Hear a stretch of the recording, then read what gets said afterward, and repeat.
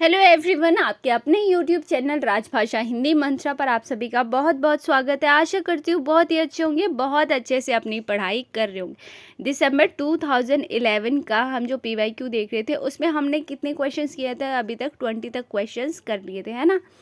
आज हमें करना है कि यहाँ से 21 क्वेश्चन से लेकर के हमें आज पूरा क्या करना है, 50 क्वेश्चन जितने हैं पूरे वहाँ तक करने हैं। ठीक है, कोशिश करेंगे जल्दी जल्दी से करने की, ताकि हमारे मतलब कि आधे घंटे के अंदर या फिर 20-25 मिनट के अंदर हमारे 20-25 क्वेश्चंस कंप्लीट हो जाए। बहुत ज़्यादा डिटेल में नहीं जाएंगे, बट वो चीज़ें मैं आपको बताते हुए चलूँगी जो आपके एग्ज़ाम के लिए क्या होगा, इम्पॉर्टेंट होगा। ठीक है, कुछ एक्स्ट्रा ज़्यादा जो मुझे लगेगा कि हाँ ये चीज़ें आपको अभी थोड़ा रिवाइज कराना ज़रूरी है, वो चीज़ हम चीज़ें क्या करेंगे, देखते हुए चलेंगे। ठीक, तो बिना किसी देरी के आज की क्लास शुरू करते हो। और अगर आपने पिछली क्लासेस नहीं देखी हैं तो आप चैनल पे जाके प्लेलिस्ट आपको मिल जाएगी, जहां हमने यूनिट 1, यूनिट 2 और PYQs किए हैं, वहां से आप क्लासेस देख सकते हैं। ठीक है, देखो पहला क्वेश्चन क्या है, क्रम वाला है। क्या है? क्रम वाला। सबसे पहले प्रिय प्रवास, साकेत, कामायनी, कुरुक्षेत्र। अब आप बताओ, प्रिय प्रवास हो गया, साकेत, कामायनी, कुरुक्षेत्र, ये सारी जो भी हमारी रचनाएं हैं, क्या है ये रचनाएं हैं, ये कहीं ना कहीं आपने नाम सुना होगा। प्रिय प्रवास सुना होगा आपने, हरिऔध जी का है, बहुत ही महत्वपूर्ण, बहुत ही फेमस क्या है, काव्य है ना। साकेत मैथिली शरण गुप्त का, कामायनी, कुरुक्षेत्र, ये कहीं ना कहीं आपके सिलेबस में भी है। ठीक है, तो देखो सबसे पहले इनमें से क्या आएगा, हमारा प्रिय प्रवास आएगा। कौन सा आएगा? प्रिय प्रवास आएगा। उसके बाद आएगा हमारा साकेत, उसके बाद आते हैं हमारा क्या, कामायनी, और उसके बाद क्या आता है, कुरुक्षेत्र। कैसे? देखो प्रिय प्रवास का सन क्या है, 1914 ईस्वी, और इसके कितने सर्ग हैं, ये प्रश्न बनता है। 17 सर्ग हैं किसके, प्रिय प्रवास के 17 सर्ग। और हरिऔध की जो और प्रबंध काव्य हैं कितनी है, 3 है टोटल। प्रिय प्रवास है, परिजात है, क्या है, परिजात। ठीक है, इसके कितने सर्ग हैं, तो इसके हैं 15 सर्ग। और क्या है, वैदेही वनवास है। क्या है? वैदेही वनवास, जिसके कितने सर्ग हैं, 18। कितने हैं, 18। 3 प्रबंध काव्य हैं हरिऔध जी के, प्रिय प्रवास, परिजात, वैदेही वनवास, जिनमें प्रिय प्रवास जो है इसके कितने सर्ग हैं, 17 हैं, परिजात के हैं 15 और वैदेही वनवास के हैं 18। आपको सर्ग याद रखने हैं। ठीक है, अगला देखो क्या है, मैथिली शरण गुप्त जी का साकेत, जो कि 1931 की रचना है। ये वाले प्रिय प्रवास, साकेत, कामायनी, कुरुक्षेत्र, इन चारों का आपको क्या करना है, सन याद कर लेना है, अगर आपको याद नहीं है तो। ठीक है, क्योंकि ये इंपॉर्टेंट काव्य है। कामायनी है हमारी जयशंकर प्रसाद की, सभी को पता है, 1936 की रचना है। कुरुक्षेत्र हमारा दिनकर जी का है, 1946 की रचना। 1914, 31, 36, 46। प्रिय प्रवास, साकेत, कामायनी, कुरुक्षेत्र। ठीक है, इतना हो गया क्लियर। आगे देखो अगला क्वेश्चन क्या है, पत्रिकाओं का अनुक्रम बताना है। अब हमें किसका बताना है, पत्रिकाओं का। ठीक है, देखो पत्रिका आपने देखा है हर बार कहीं पत्रिका से 1 से 2 क्वेश्चंस क्या बन रहे हैं, है ना। आप सबसे पहले देखो क्या, आनंद कादम्बिनी। आनंद कादम्बिनी हो गया हमारा, ब्राह्मण हो गया, भरतोदय हो गया, और हरिश्चंद्र मैगजीन हो गया। अब आपको पता है हमारा सबसे पहले क्या आ जाता है, इनमें से सबसे पहले आ जाएगी हमारी हरिश्चंद्र मैगजीन, जो कि किसकी है, भारतेंदु जी की है, और 1873 का है। इनसे पहले बहुत सारी हैं, जैसे भारतेंदु की ही है एक कवि वचन सुधा, जो कि कब की है, 1869 की है ना, कवि वचन सुधा भारतेंदु की है ना। फिर उसके बाद हमारी आ जाती है, एक आती है इसी में बहुत इंपॉर्टेंट है, अल्मोड़ा अखबार करके है, जो कि सदानंद की है। और फिर क्या आ जाती है, फिर आ जाएगी हमारी हरिश्चंद्र मैगजीन हो जाएगी। उसके बाद आ जाएगी हमारी आनंद कादम्बिनी, जो कि है 1881 की। कौन सी है, 1881। अब क्या आपको हिंदी प्रदीप का सन पता है? हिंदी प्रदीप एक बहुत महत्वपूर्ण पत्रिका है, किसके द्वारा रचित है हिंदी प्रदीप? तो ये रचित है बालकृष्ण भट्ट के द्वारा। देखो जो अगर मैं कुछ पत्रिकाएं आपको अभी मैं ओरली बता रही हूँ ना, तो वो पत्रिकाएं थोड़ा सा ध्यान देते हुए चलेंगे, क्योंकि मैं इम्पॉर्टेंट पत्रिका, वैसे तो बहुत सारी हैं, भारतेंदु युगीन पत्रिका बहुत है, द्विवेदी युगीन पत्रिका बहुत है, और दलित विमर्श वाली पत्रिकाएं जो हैं वो ज़रूर से ज़रूर याद कर लेना, ठीक है। आगे देखो, भारतेंदु युगीन वाली पत्रिकाएं भी बहुत महत्वपूर्ण है। ज़्यादातर क्या होता है कि यहाँ से है ना क्रम वाले बहुत प्रश्न बनते हैं, ठीक। अब देखो क्या आनंद का हमारे सबसे पहले आ जाएगा हरिश्चंद्र मैगजीन जो है 1873 की। आनंद कादम्बरी जो कि हमारी है प्रेमघन जी की है। किसकी है? प्रेमघन की। ब्राह्मण है हमारी प्रताप नारायण मिश्र की। भारतोदय है हमारे सीताराम शर्मा की, ठीक है। अब एक क्वेश्चन है मेरा,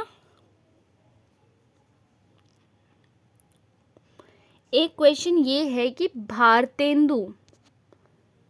भारतेंदु नामक पत्रिका किसकी है? भारतेंदु, ये वाले भारतेंदु नहीं, ये भारतेंदु नाम से एक पत्रिका निकलती है। भारतेंदु नाम से ही एक पत्रिका निकलती है जो कि 1883 की है, ठीक है। आपको मुझे बताना है कि ये भारतेंदु नामक जो पत्रिका है ये किसने लिखी है, ठीक है। ये आप कमेंट सेक्शन में बताएंगे। अगला क्वेश्चन देखो क्या है, रचनाकारों का सही अनुक्रम ही देखना है। इसमें भी हमें उपेंद्रनाथ अश्क हो गए, इलाचंद जोशी, मोहन राकेश, नरेंद्र कोहली। अब इनमें से कौन सबसे पहले आते हैं, कौन बाद में आते हैं, तो ये हम देख लेते हैं, ठीक। तो देखो सबसे पहले आएंगे इनमें से हमारे कौन आएंगे, इलाचंद जोशी आएंगे, ठीक है। उसके बाद आता है उपेंद्रनाथ अश्क का नाम, फिर आते हैं मोहन राकेश, फिर आते हैं नरेंद्र कोहली।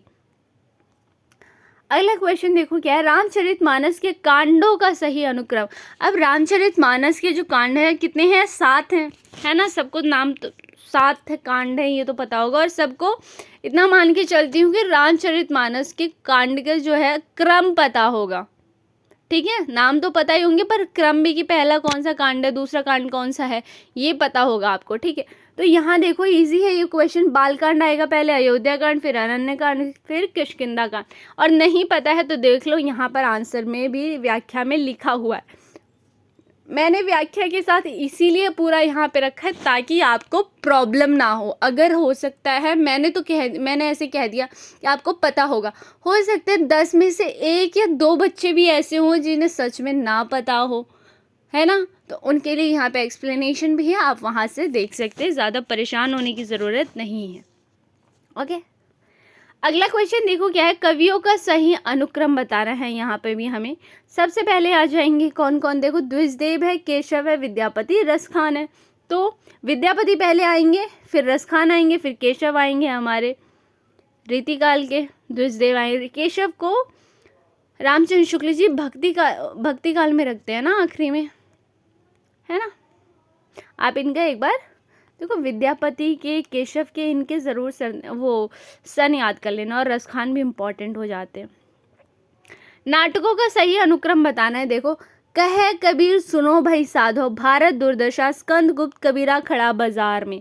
अब देखो क्या आपको भारत दुर्दशा का सन पता है, क्या आपको स्कंदगुप्त का सन पता है, ये दोनों ही आपके सिलेबस में हैं। याद रखो या आप ये चीज़ ऑब्जर्व करो, ये चीज़ें देखो कि आपका देखो जो क्रम वाला प्रश्न बन रहा है आपके सिलेबस से ही बन रहा है, घुमा फिरा करके दे रहा है, लेकिन चीज़ें जो आपके सिलेबस में अगर दिया है ना, जो रचनाएं, जैसे साकेत हो गया तो क्रम में आपको ऐसी ही क्वेश्चन, साकेत मतलब कि सॉरी जयशंकर प्रसाद हो गए, निराला हो गया, प्रेमगंध हो गए, या गे हो गए, इन्हीं सब के क्रम पूछे जा रहे हैं आपसे। कुछ नया या कुछ हटके नहीं पूछ रहा है वो क्रम। अगर वो कवियों के नाम भी पूछ रहा है तो ऐसे नाम के क्रम पूछ रहा है जिनको आप जानते हैं, आप जिनको सालों से पढ़ते हुए आ रहे हैं, है ना। हो सकता है एक आध ऐसे नए मिल जाएं, जैसे अभी पीछे थे एक, तो एक आधे, बट अगर आपको 3 नाम पता है, 3 का पता है, तो चौथा तो आप कर ही लोगे, है ना। तो ये चीज़ आप थोड़ा सा देख के चलो कि आपका जितना सिलेबस है, मैं बार बार कहूँगी प्लीज़ उसके सबके समय याद कर लो। मैंने आपको बताया, आप कॉपी बना लो, यूनिट 5 लिखो ऊपर, और सिलेबस में जो जितनी भी कहानी मतलब कविता है ना, यूनिट 5 जितनी कविता है वो लिखो एक साइड में, और साइड में उनसे रचयिता कौन है वो लिखो, ठीक है। ऐसे लिख लो, और साइड में 3 कॉलम बना लो। पहले ये कि कविता कौन सी है, उसके रचनाकार कौन है, फिर उसका समय क्या है, और रचनाकार का भी समय नोट कर लो, क्योंकि जितनी कविताएं हैं आपके सिलेबस में सभी महत्वपूर्ण जितने कवि हुए हैं उन्हीं की रचनाएं आपको पूछी गई हैं, है ना। तो और जब क्रम पूछा जाता है तो इस तरह से पूछा जाता है, उन्हीं कवियों का नाम लिया जाता है। जैसे हमारे यूनिट 5 में कौन कौन है, जैसे हमारे हो जाते चंद बरदाई जी हो गए, सूरदास हो गए, या फिर मैथिली शरण हो गए, जयशंकर हो गए। अब इन्हें बताओ कि मतलब ये आपको कौन ऐसे लग रहे हैं कि इम्पॉर्टेंट नहीं है। सुमित्रानंद पंत जी हो गई, महादेवी वर्मा हो गई, या फिर हमारे अज्ञेय हो गए, नागार्जुन हो गए, धूमिल हो गई। ये सभी बहुत महत्वपूर्ण है, इन सभी के समय ज़रूर याद कर लो, ठीक है।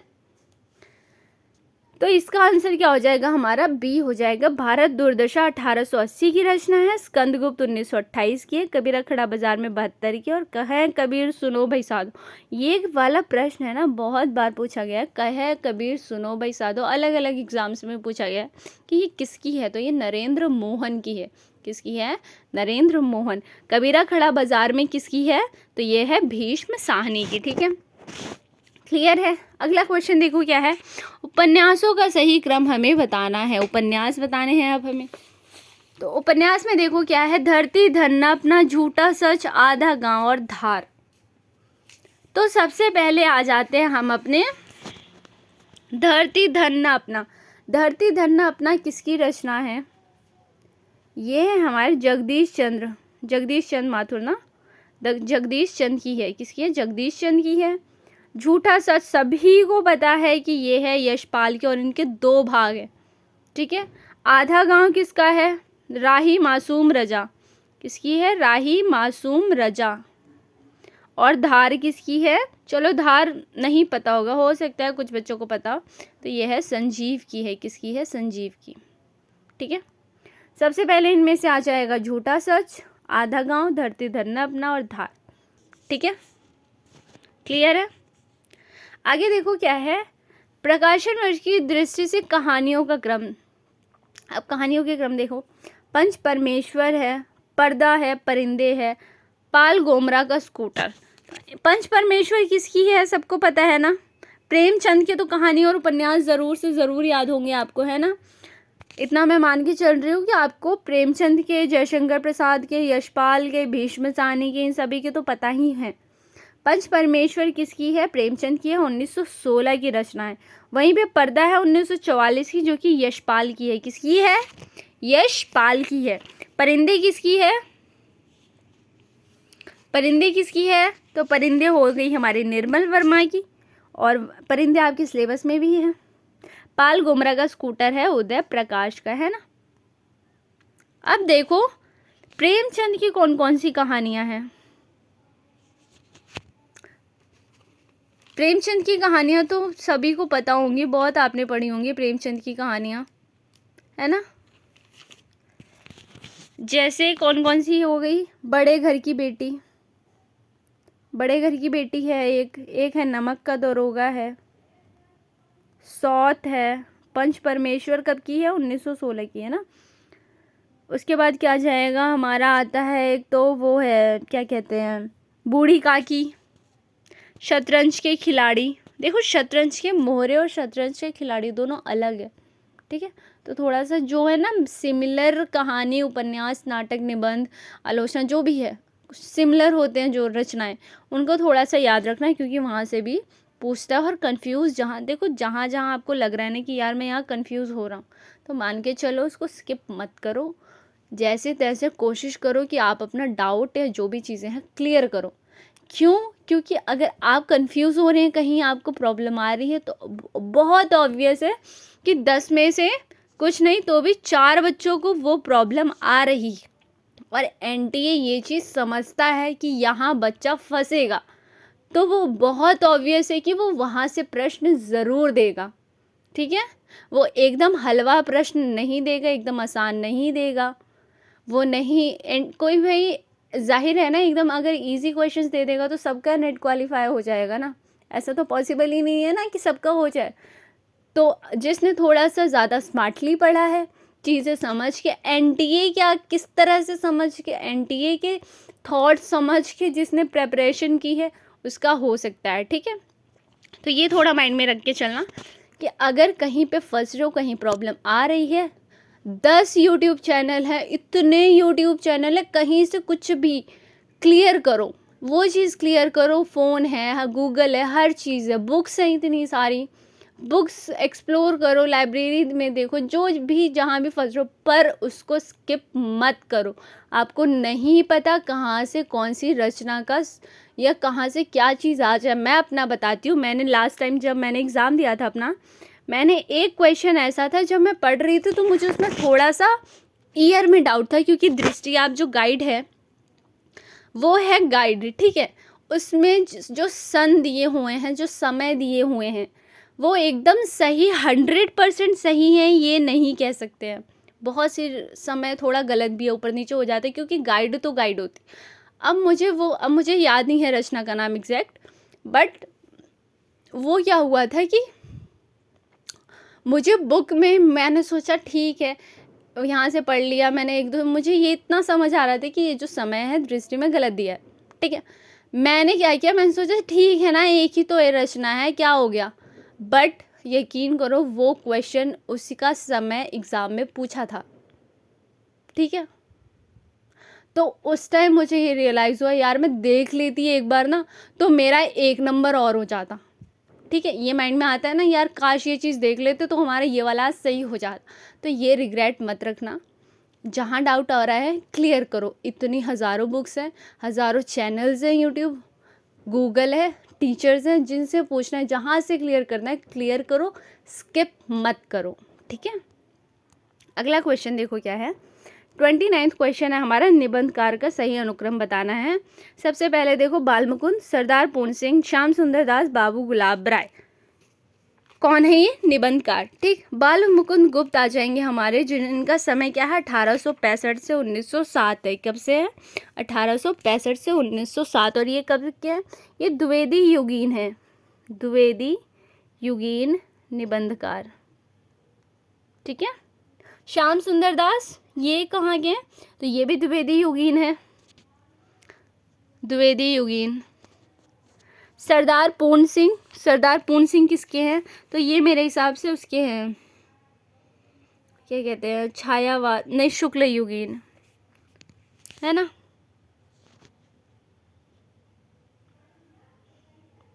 मुझे इनका कंफर्म नहीं याद आ रहा है, क्या था इनका, देख लेना एक बार आप, ठीक है। और बाबू गुलाब राय हैं, ये शुक्ल युगीन है।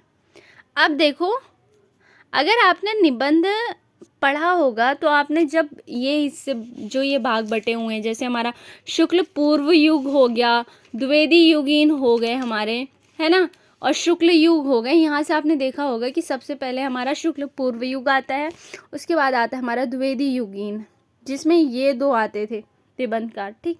उसके बाद आते हैं शुक्ल युग, जिनमें ये हैं, ये दो हैं, है ना निबंधकार। तो आप यहाँ से भी थोड़ा रिलेट कर पाओगे, क्योंकि हर निबंधकार का या हर किसी भी कवि का, किसी का भी सन याद करना इतना हमारे माइंड में नहीं रहता। पर जब आप निबंध पढ़ते हो, वहाँ पे आप देखते हो जिस तरह से बांटा गया है, शुक्ल युग हो गया, शुक्ल पूर्व युग हो गया, द्विवेदी युग हो गया, शुक्ल युग हो गया। तो आप जब पढ़ते हो ना कि शुक्ल युग में कौन कौन से कवि हैं, कौन कौन से निबंधकार हैं, तो वहाँ से क्या होता है कि जब ये वाले क्वेश्चन आते हैं ना हमारे, तो ये हमारे वहाँ से सही होते हैं। बहुत बच्चे ऐसे होंगे जिन्होंने ये सवाल सही किया होगा, पर बहुत होंगे जिन्होंने गलत भी किया होगा, पर जिन्होंने सही किया है तो क्या इसका मतलब ये है कि उन्हें इन सब का क्या समय याद है, बिल्कुल भी नहीं। उन्होंने ये चीज़ें रिलेट की कि इनमें से कौन है जो शुक्ल युग के हैं, कौन है जो द्विवेदी युग के हैं। समझ पा रहे हैं ना ये बात, थोड़ा सा ये चीज़ें कनेक्ट करो, यहाँ से आपके क्वेश्चन ज़्यादा सही होने के चांस होते हैं, ठीक है। अगला क्वेश्चन क्या है, आचार्यों को सही अनुक्रम क्या है, भरत मुनि, भामा, विश्वनाथ, अभिनव गुप्त। भरत मुनि है, फिर भामा है, फिर अभिनव गुप्त है, फिर विश्वनाथ है। यहाँ पे आप क्या है इनका समय देख सकते हो। इनका मैंने आपको बताया था, रचनाएं याद कर लो, थोड़ा समय याद कर लो, और थोड़ा सा मतलब इनके सिद्धांत जो थे ना उनको देख लेना। फिर निबंधकारों के साथ हमें क्या है, कृतियाँ लगानी। पगडंडियों का ज़माना, अंगद का पाँव, गंधमादन, जीप पर सवार इल्लियाँ। तो इसका आंसर क्या हो जाएगा, पगडंडियों का ज़माना किसका है, हरिशंकर परसाई जी का है। उसके बाद अंगद का पाँव है हमारा श्रीलाल शुक्ल का। गंधमादन किसका है, कुबेर नाथ राय का। और जीप पर सवार इल्लियाँ ये है हमारा शरद जोशी का, ठीक है। यहाँ पे आप क्या करेंगे, एक बार इनका समय ज़रूर देख लेंगे। आलोचकों को उनकी कृतियों के साथ सुमेलित करना है। रामस्वरूप चतुर्वेदी हैं, उनका क्या है, हिंदी साहित्य और संवेदना का विकास, ठीक है, डी है ना, हाँ रुको, हाँ इसका क्या है, छायावाद का पतन है। रामविलास शर्मा का क्या हो जाएगा हमारा, आस्था और सौंदर्य। लक्ष्मीकांत वर्मा का हो जाएगा नई कविता प्रतिमान, ठीक है। आप ना ज़रा आलोचनाएं ज़रूर देख लेना, आलोचना और निबंध थोड़े से ज़्यादा इम्पॉर्टेंट है और इस टाइम पे आलोचना और निबंध से ज़्यादा प्रश्न बनते भी हैं।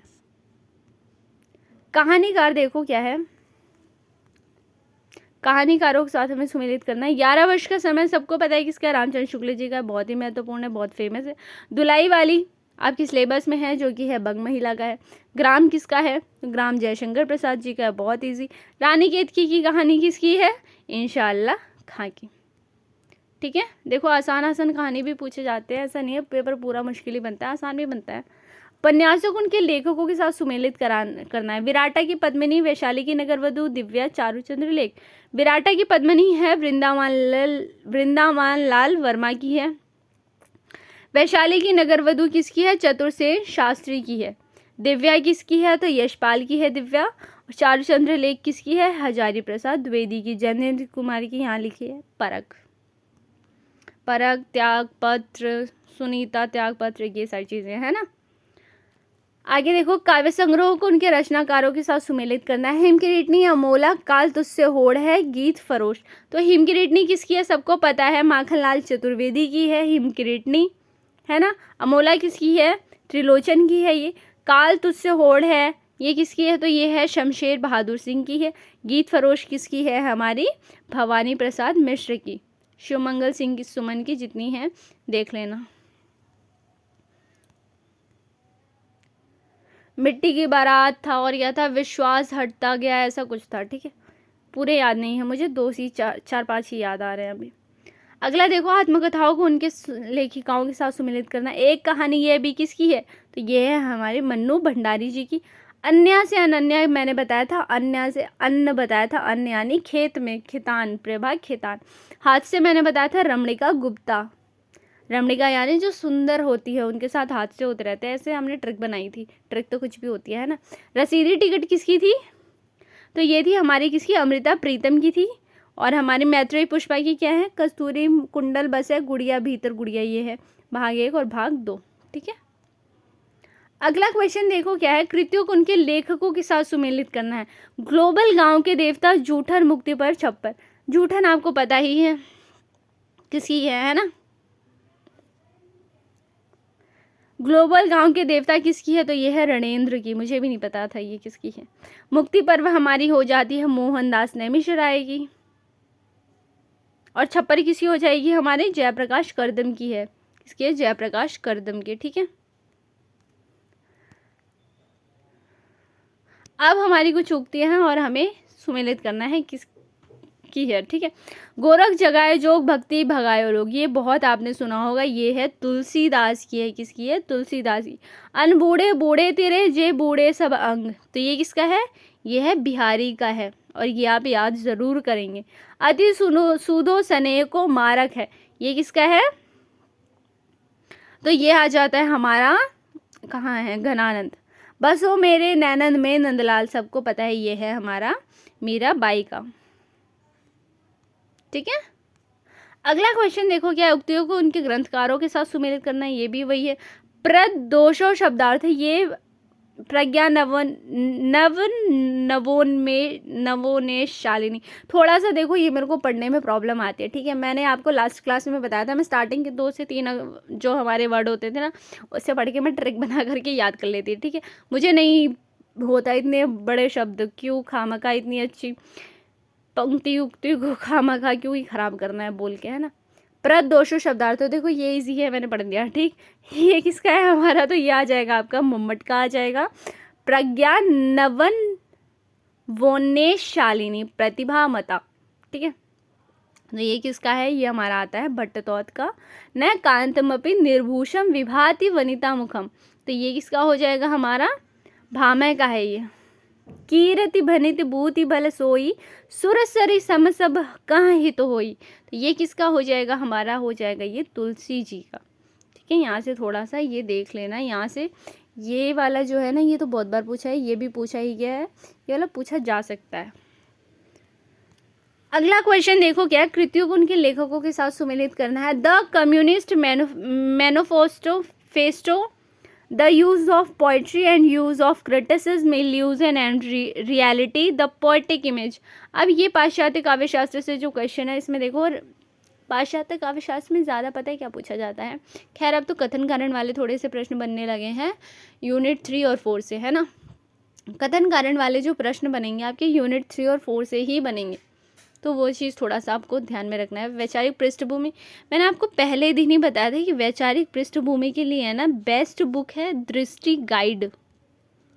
जब मैंने आपको वो वाली क्लास देखोगे आप, मैंने बेस्ट बुक्स बताई हैं कि आपको कौन कौन सी बुक्स ले लेनी चाहिए। अगर आप नेट के प्रेपरेशन कर रहे हो या किसी भी हिंदी के एग्ज़ाम की प्रेपरेशन कर रहे हो, तो आपको वो बुक्स ज़रूर से ज़रूर ले लेनी चाहिए। मैंने उसकी लिस्ट पहले ही दिन बना ली, आई थिंक सेकेंड डे बना दी थी। ठीक है, तो वहाँ से भी आप देख सकते हो, दृष्टि की मैंने बुक भी शो कर दी है, वहाँ से आप क्या कर सकते हो, देख के फिर आप देख लेना। अमेज़ॉन वगैरह हर जगह ही मिलती हैं, या जाके किसी शॉप से ले सकते हैं, देख लेना। लेकिन वैचारिक पृष्ठभूमि वहाँ से ज़रूर पढ़ लेना, वहाँ से प्रश्न पूछे जाते हैं डायरेक्ट। ठीक है, द कम्युनिस्ट मैनिफेस्टो किसका है? तो ये है कार्ल मार्क्स का है। The use of poetry and use of criticism किसकी है? टी.एस. इलियट की है ये। इल्यूजन एंड रियलिटी किसका है? कॉर्डवेल का है।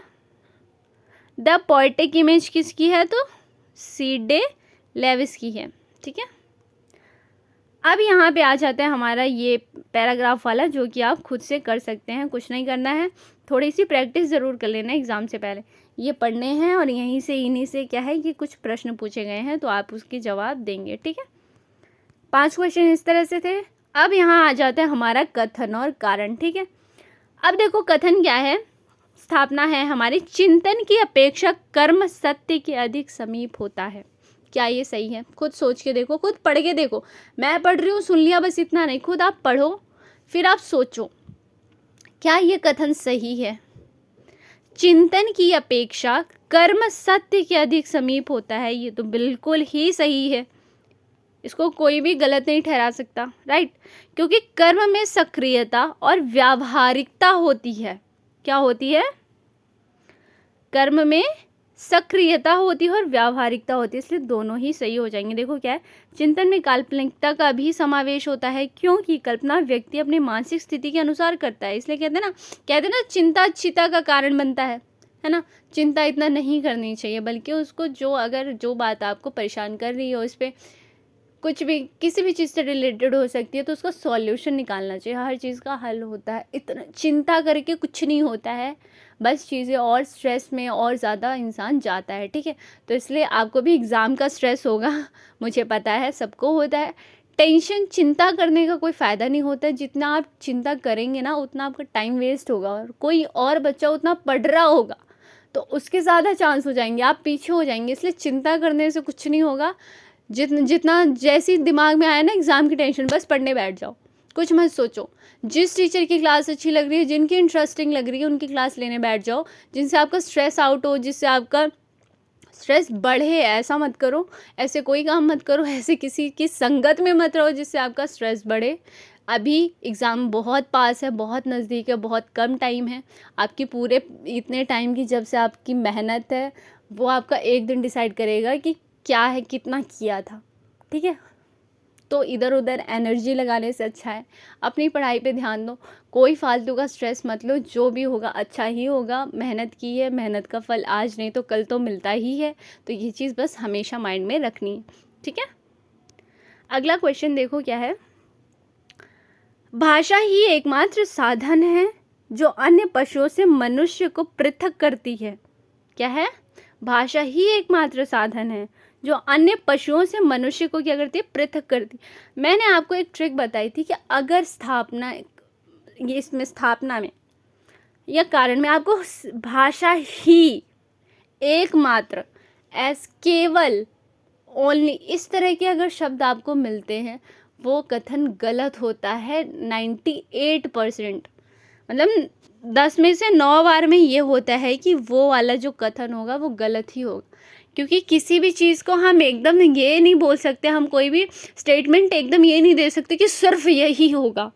नहीं, और भी चीज़ें हो सकती हैं। हम ये केवल, ओनली, एकमात्र, सिर्फ यही, इस तरह के स्टेटमेंट हम नहीं दे सकते। तो ये मैंने एक छोटी सी ट्रिक बताई थी कि अगर आपके रीज़न असर्शन में इस तरह के क्वेश्चन आते हैं जिसमें ऐसे शब्द हों केवल, एकमात्र, यही, इस तरह, या नहीं, या थोड़ा सा आपको नेगेटिव सा थोड़ा सा स्टेटमेंट लगे, तो वो हमेशा गलत होता है। अगर आपको स्टेटमेंट पूरा नहीं समझ आ रहा, कोई अक्षर है, कोई शब्द है जो आपको समझ नहीं आ रहा, उसका मतलब वहाँ पे नहीं आ रहा है कि इसका मतलब क्या है, इस पूरी लाइन का मतलब क्या आ रहा है, पर वहाँ आपको दिख जाए एकमात्र, केवल, एक ही, यही, इस तरह का अगर स्टेटमेंट में कोई शब्द है, तो उसको आप बेझिझक आराम से बिना डरे उसको गलत मार्क कर सकते हैं, क्योंकि ज़्यादा टाइम वो क्या होता है, गलत ही होता है। ठीक है, क्योंकि भाषा केवल मनुष्य की अर्जित संपत्ति है। भाषा क्या है, मनुष्य की अर्जित संपत्ति है। ये वाला क्या हो जाएगा, सही हो जाएगा। अब यहाँ ही होता तो गलत हो जाता। ठीक, केवल। अब देखो एक बात, रुको, इसका आंसर हो जाएगा सी। ठीक है, अगला देखो क्या है, सीखने का प्रयत्न किए बिना सिखाने की लालसा विफल होती है। क्या हो जाएगा, सीखने का प्रयत्न किए बिना सिखाने की लालसा विफल होती है। अगर किसी मनुष्य में सीखने में रुचि नहीं रखी जाती है तो सिखाने में पूर्ण सफलता कभी नहीं हासिल किया जा सकता। बिल्कुल सही बात है ये। जब खुद ही नहीं आता होगा तो वो सामने वाले को क्या ही सिखाएगा, और उसकी रुचि नहीं है तो। ठीक है, क्योंकि सिखाने के लिए सीखने की आवश्यकता नहीं है। क्या हो जाएगा बताओ, गलत। अब अगर मैं आपको ये एग्ज़ाम का बोल रही हूँ, अब अगर मैंने कभी खुद ही एग्ज़ाम नहीं दिया है, मैंने खुद कभी हिंदी पढ़ी ही नहीं है, मुझे हिंदी आती ही नहीं है, मैंने कभी हिंदी का सिलेबस देखा ही नहीं है, मुझे पता ही नहीं है सिलेबस क्या है, कहानी में कौन कौन से कहानीकार हैं, उपन्यास में कौन कौन से उपन्यासकार, तो मैं आपको कैसे बता सकती हूँ कि आपका एग्ज़ाम का पैटर्न ये होगा, आपके यहाँ से कहानी, यहाँ से इस तरह से प्रश्न बन सकते हैं, मैं नहीं बता सकती, है ना। अब मैंने अगर यूपीएससी का एग्ज़ाम नहीं दिया है तो मुझे बिल्कुल रत्ती भर भी आइडिया नहीं है कि यूपीएससी का सिलेबस क्या है, यूपीएससी में हमारा क्या क्या पैटर्न होता है, कुछ नहीं पता मुझे, है ना। तो जब सिखाने के लिए सीखने की आवश्यकता होती है ना, हमें जब चीज़ें खुद हम सीखेंगे उसके बाद ही हम किसी को सिखा सकते हैं। जब अब मुझे फ्रेंच नहीं आती, क्या मैं आपको फ्रेंच सिखा सकती हूँ? मैं कह दूँ मैं आपको फ्रेंच सिखाऊंगी, आप कहोगे आपको तो खुद ही नहीं आती, आप क्या सिखाओगे। जब हमें कोई चीज़ नहीं आती तो हम कैसे सिखा सकते हैं। इसलिए क्या, सिखाने के लिए सीखने की भी आवश्यकता होती है, हमें खुद भी सीखना पड़ती हैं वो चीज़ें। ठीक है, अगला क्वेश्चन देखो क्या है, लोभ चाहे जिस वस्तु का हो, जब बढ़ जाता तब उस वस्तु की प्राप्ति, सानिध्य या उपभोग से जी नहीं भरता। इसका आंसर क्या हो जाएगा, सही होगा। ठीक है, यहाँ देखो क्या है, जिस वस्तु के प्रति मनुष्य का लोभ होता है वह चाहता है कि वह वस्तु से बार बार मिले। लोभ किसी वस्तु के प्रति लगाव या चाहत उत्पन्न करता है जिससे मनुष्य उसका सानिध्य या उपभोग चाहता है। ठीक है, क्योंकि मनुष्य नहीं चाहता है कि उसकी प्राप्ति बार बार हो। तो ये कैसे हो सकता है, गलत। किसी चीज़ का कहते हैं ना, लोभ नहीं करना चाहिए। फिर हमें वो चीज़, अगर कोई चीज़ हमें प्यारी, कुछ किसी चीज़ का हमें लालच आ गया तो हम जी नहीं भरता इंसान का, है ना। कहते हैं लालच बुरी बला है, क्यों कहते हैं, इसलिए कहते हैं कि वो फिर कितनी भी मिलती जाए हमें उसके लालच रहेगा, और आ जाए और आ जाए और आ जाए। ठीक, अगला क्वेश्चन देखो, अगला और आज का लास्ट क्वेश्चन है, फिर कल से हम 2012 वाले PYQ पे जाएंगे। कविता ही मनुष्य के हृदय को स्वार्थ संबंधों के संकुचित मंडल से ऊपर उठाकर लोक सामान्य भावभूमि पर ले जाती है। ठीक, क्योंकि कविता मानव के हृदय को व्यापक नहीं बनाती। सबसे पहले तो मुझे ऐसा लगता है इसका सी नहीं होना चाहिए, इसका बी होना चाहिए। क्यों, क्योंकि कविता ही कैसे आ सकता है, सिर्फ कविता कैसे मनुष्य के हृदय को स्वार्थ संबंधों के संकुचित मंडल से ऊपर उठाती है। सिर्फ कविता तो नहीं उठाती, सिर्फ कविता से ही क्या इंसान स्वार्थ से मतलब ऊपर उठता है, सिर्फ कविता तो नहीं हो सकता है। इसका कुछ आंसर गलत हो, या आयोग ने क्या माना है, एनटीए ने शायद सी ही माना है। वैसे पर इसका आंसर है हम एक बी कह सकते हैं, क्योंकि कविता ही से केवल कैसे इंसान स्वार्थ से उठ सकता है, या किसी भी चीज़ से उसकी कोई भी भावनाएं हैं उससे कैसे उठ सकता है, सिर्फ कविता से।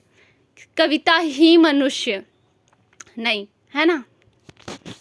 अगला है क्योंकि कविता मानव के हृदय को व्यापक नहीं बनाती, तो ये गलत है। कविता ही मनुष्य के हृदय को स्वार्थ संबंधों के संकुचित मंडल से ऊपर उठाकर लोक सामान्य भावभूमि पर ले जाती है, जहाँ जगत की नाना गतियों के मार्मिक स्वरूप का साक्षात्कार और शुद्ध अनुभूतियों का संचार होता है। कविता मानव हृदय को व्यापक बनाती है, ये हुई। ठीक है, तो देख लेना इसका आंसर। वैसे मेरे हिसाब से तो ये वाला होना चाहिए। अब आयोग ने सी माना है, हम कुछ नहीं कर सकते। ठीक है, या हो सकता है इसमें मिसप्रिंट हो रखा हो, जो भी रीज़न हो, आपको समझने से मतलब है। सेम ये वाला क्वेश्चन रीज़न असर्शन वाला नहीं रिपीट होगा, तो इसका टेंशन मत लो कि मैंने एकदम सही से वो नहीं किया कि कौन सा आंसर सही है। मेरे हिसाब से बी होना चाहिए, आप अपना बता देना जो भी आपको ठीक लगे। ठीक है, so that's it for today. Thank you so much for watching. मिलते हैं नेक्स्ट क्लास में, जिसमें हम क्या देखेंगे 2012 का, जिसमें हम क्या करेंगे 2012 का PYQ जून का। ठीक है, और फिर क्या करेंगे, कोशिश करेंगे 1 से 2 दिन में हमारे जून वाला 2012 वाला भी ख़त्म हो जाए।